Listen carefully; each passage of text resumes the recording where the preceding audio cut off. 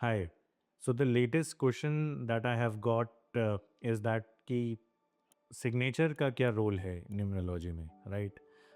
तो it is a different subject but still in numerology and as a numerologist many people cover it कि एक अच्छा sign कैसा होता है या एक ऐसा साइन जो आपकी एनर्जीज़ को और अच्छा बनाए, वो क्या होना चाहिए। So it's a study of graphology. अगर आपको पता ना हो तो आप गूगल कर सकते हैं।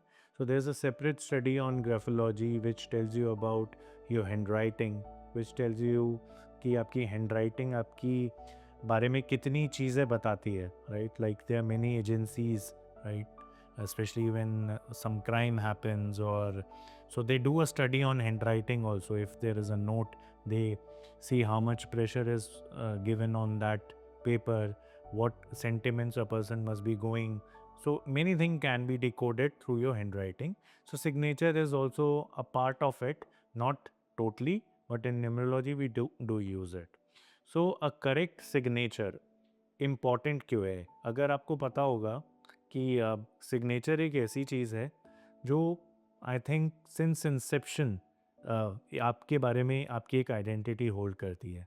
पहले लोग अपने रॉक्स पे कुछ साइंस छोड़ते थे, राइट? फ्रॉम रॉक से पेपर पे आए, अब पेपर से we are moving towards a digital world. Still the signature, that impression remains the same, right?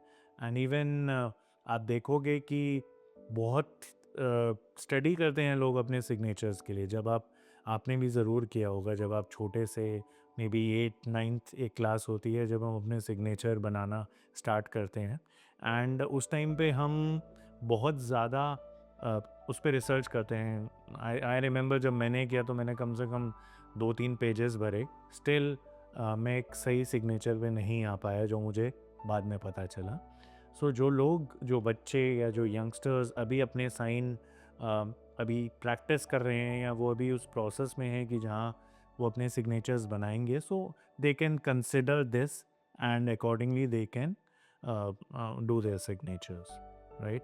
So I'll give you an sample what should be your signatures and what should not be there in your signatures. We'll go through a slide and you can refer to that slide.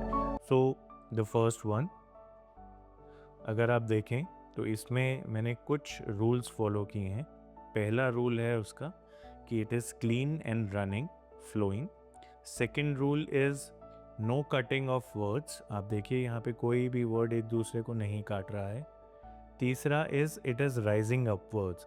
जहाँ से मैंने start किया और जहाँ मैंने and किया, आप देखेंगे कि ये अपवर्ड जा रहा है। सो this is the right way of doing it. अब मैं एक और साइन करता हूँ। अब पहले और दूसरे में जो मेरा डिफरेंस वो ये है कि मैंने इसके नीचे एक लाइन लगाई है और 2 डॉट्स लगाए हैं। सो पर्सनली मैं ये यूज़ करता हूँ क्योंकि a line shows a support and then there 2 dots that support कि वो उसको हैंडल कर रहा है, वो एक एडिशनल सपोर्ट है, राइट? सो आप इन दोनों में से कोई भी यूज़ कर सकते हैं, बट मैं अपना जो यूज़ करता हूँ वो सेकंड वाला है, right?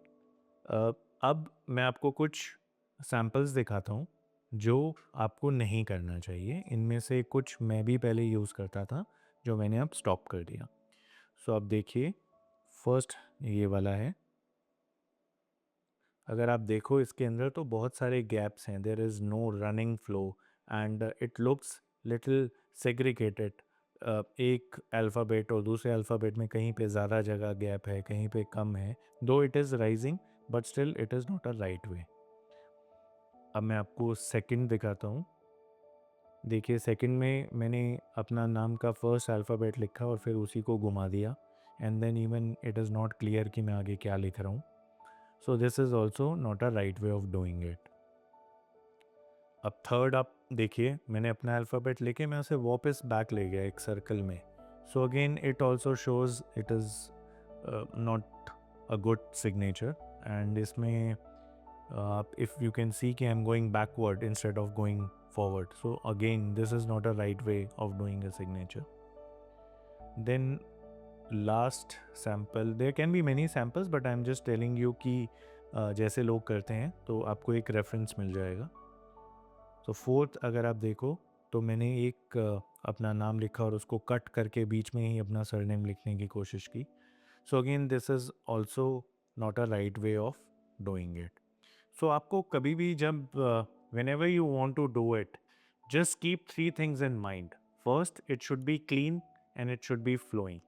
Second, there should not be cutting of alphabets. एक लेटर के ऊपर दूसरा लेटर नहीं आना चाहिए. And third, that it should be rising upwards, right? It should look like a कि आप एक फ्लाइट ले रहे हो ऊपर की तरफ. And this is the best way. And this is suggested for everyone, the kids who are अभी वो स्टेज पे हैं जहाँ पे उन्होंने अपने साइन बनाने हैं. एंड इवन जो लोग ऑलरेडी साइन करते हैं वो थोड़ी सी मॉडिफिकेशन करके अपने लिए एक बेटर साइन ले सकते हैं. अब आपका एक क्वेश्चन हो सकता है कि मैं तो बहुत सालों से एक तरीके से सिग्नेचर करता हुआ आ रहा हूँ, अब मैं कैसे चेंज करूँ. सो बहुत इजी है. जनरली आप ये सिग्नेचर्स बैंक में यूज़ करते हैं, राइट. सो बैंक में there is a small thing, a form that you need to sign.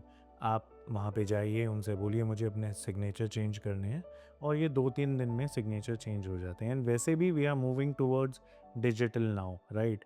And digital में तो it's very easy to change your signatures, right. So I will personally suggest, because I have seen many changes while changing it, right, in my life. And इसमें last में एक चीज़ ज़रूर बोलूँगा कि आपका intent clear होना चाहिए, राइट.